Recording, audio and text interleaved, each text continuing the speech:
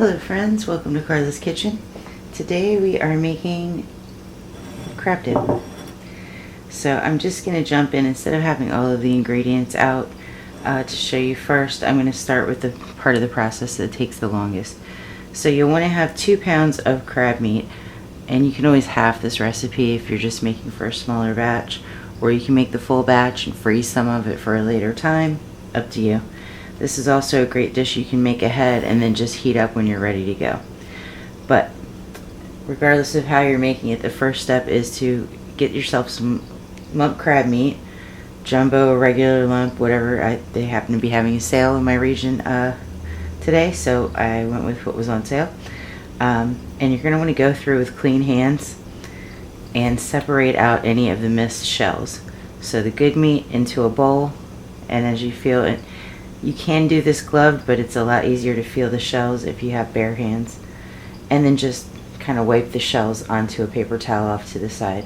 So we're going to proceed and go through the entire pound or two of crab meat here. I'm doing a pound at a time, and it's much easier to go bit by bit, picking it out of the container you got it in, rather than dumping the whole thing into the bowl and then sifting through for the shells. You're bound to miss more that way. So go ahead and pick out all your shells, and then we're going to set the crab meat off to the side and mix up the other ingredients and come back to see what the next steps will be once we've sorted through all of this crab meat.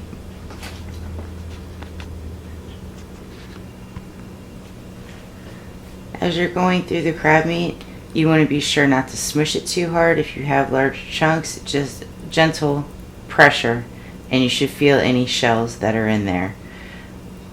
We don't want to overly separate the lumps, particularly if you have jumbo lump. You want to kind of keep those big pieces together for a nice bite. So just gently maneuver the meat around in your hands, and you should feel any shells that may be left over that were missed.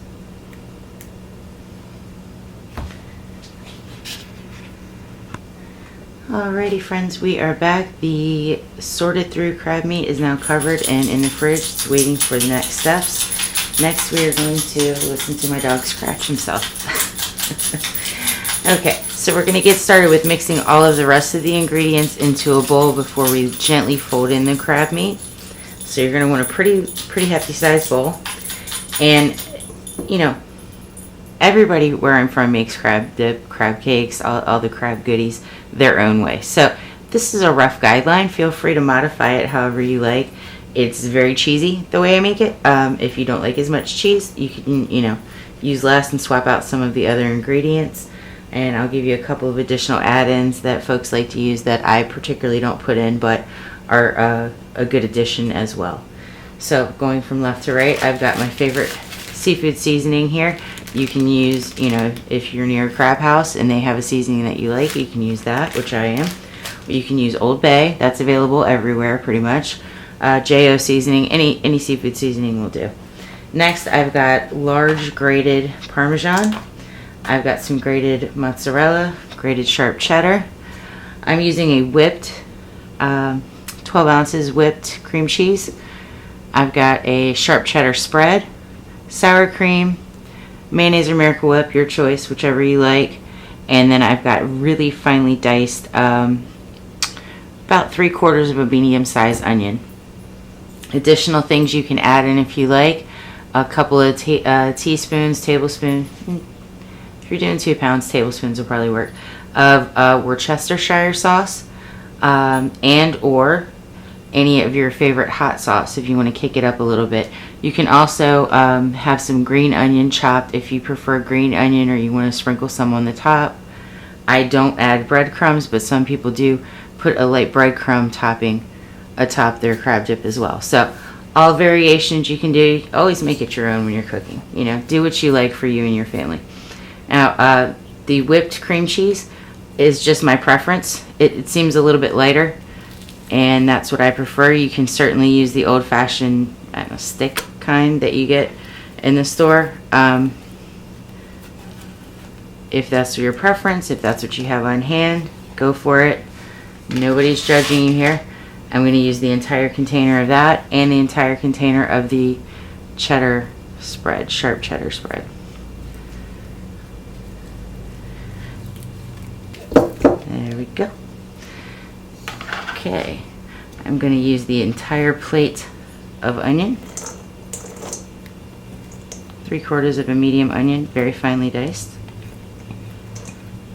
Whatever kind of onion you like. If you're going green onion, probably not quite as much. That's a little bit better for topping, I think, but you know, preferences, we all have them. Go ahead and give a little mix and see if, and next we're going to go in with some of our sour cream. This might help break things down a little bit.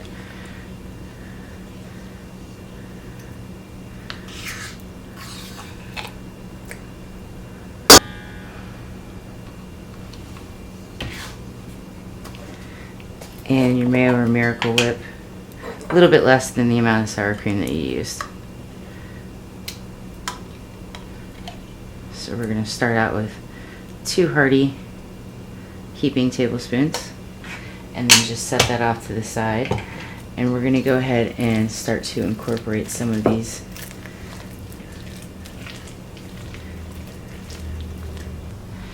Alrighty, so I switched over to a spoon. It's much easier to stir with. And I went ahead and put the rest of the sour cream in there. So it's a full 16-ounce container of sour cream. And you can see that the mixture's turned a little bit of an orangey color, and most of the big chunks of the cheddar spread are broken down into smaller pieces at this stage.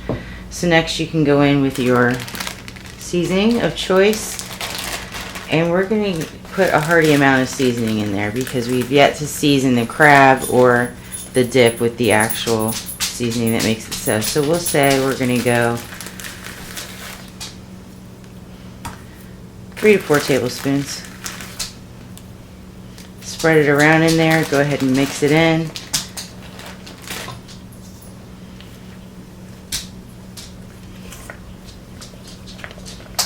See what kind of coverage you get. If it looks a little light, you can certainly add more. And again, this is where you want to add in, if you have a Worcestershire or hot sauce that you want to add in, now's the time to go ahead and mix that in as well. That looks a little light to me.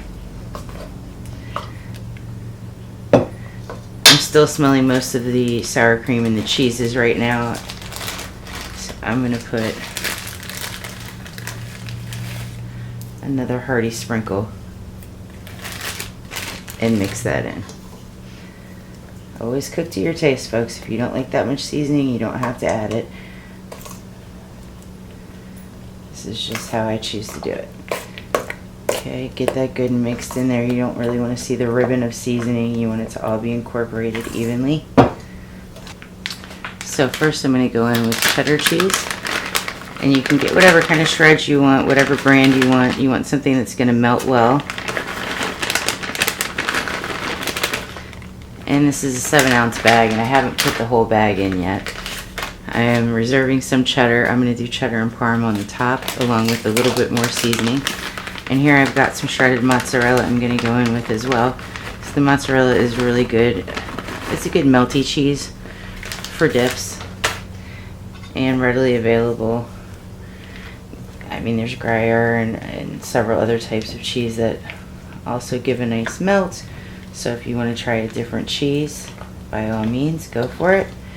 And I'm just going to stir these until incorporated. You want to have your cheese pieces covered with the wet mixture that you've been working on so far. Have everything nicely incorporated and evenly spread about in the bowl. Make sure you dig down, because I see it's really cheese heavy up here and not as much cheese down in this section in the bottom. So mix it around until you're evenly incorporated.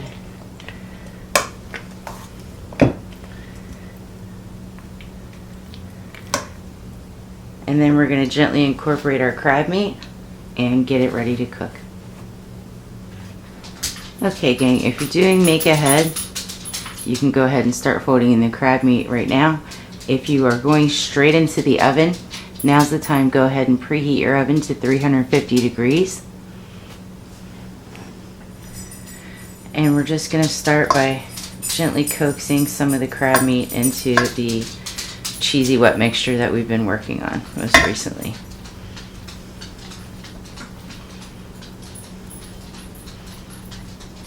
Okay, spread it around a little bit so as we go to mix it,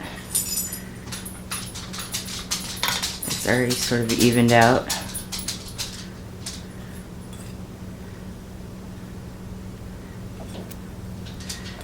And at this point, I'm going to swap the spoon I was using for going back to the spatula. So I'm just gently pulling from underneath and folding the mixture, the cheesy wet mixture, on top of the crab meat.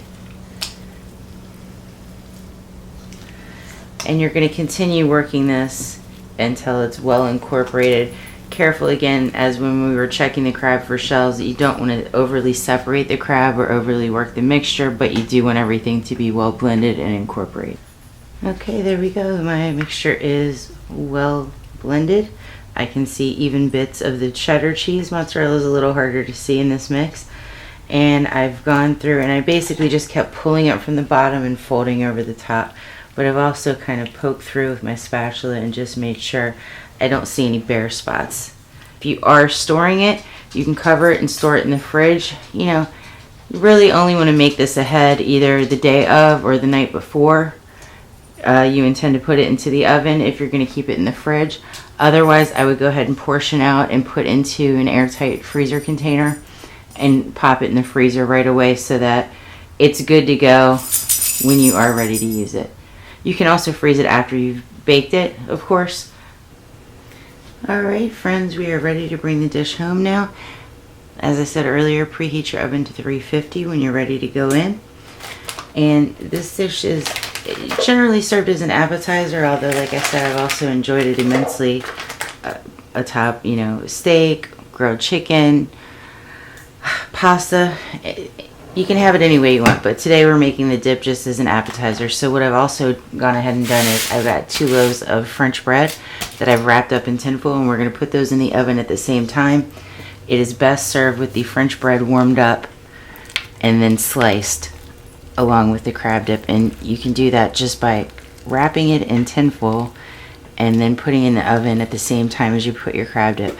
Reheat it at 350. I got bakery bread, I didn't get fresh. Reheat at 350 for 10 to 15 minutes, depending on how big your loaf is.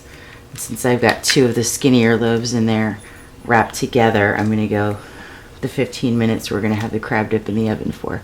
So go ahead and get all your dip into your casserole dish.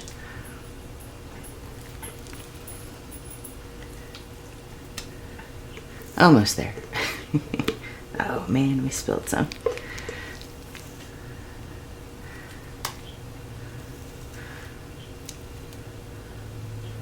Scrape your bowl out pretty thoroughly. You don't want to leave especially any big chunks in there. Okay. And then we're just going to smooth that out. Make it level. I did not pre-grease the dish.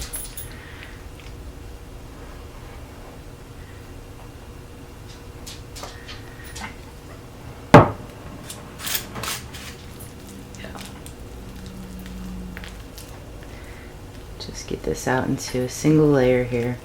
Again, as level as you can.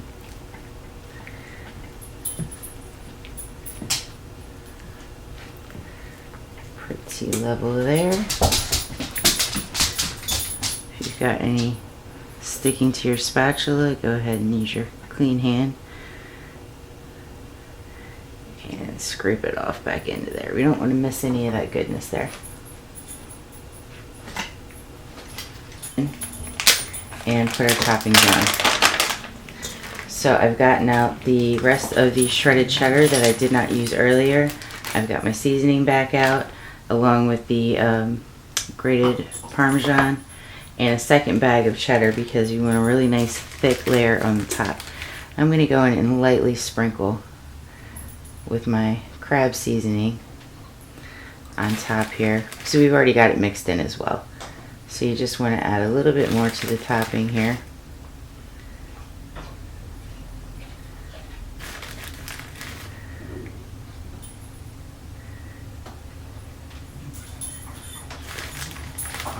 Make sure you got pretty good coverage. You don't want big bare spots like I've got right over here on this end. So I'm going to just cover that once more and make sure we've got a light layer. And then I'm going to go in with my cheddar cheese. And similarly, make sure we've got good coverage across. Okay. Now I've got a good layer of cheddar cheese, and I'm going to go in lightly with some of the parm and just sprinkle that atop as well. I like how the parm browns under the oven as well. So we're going to go into a 350 oven for 10-15 minutes uncovered until everything is golden and a little browned on top. I'll show you what it looks like when we're done. And here we are, friends, bubbly hot and fresh out of the oven. I cooked until we had just a few little brown spots happening on top. You can go a little longer if you want more brown on top, but it is heated through. All the cheese is melted. We are ready to go, and we're serving with, we've pulled the French bread out of the oven and sliced it. We've got sliced onion, squash, and mushroom happening over there with some spaghetti and some shrimp scampi. So do give it a try if you're so inclined. Let me know how it works for you in the comments, or if you tried anything different, you know, made it your own, and how you did. Thanks for stopping by today. We'll see you again soon. Bye-bye.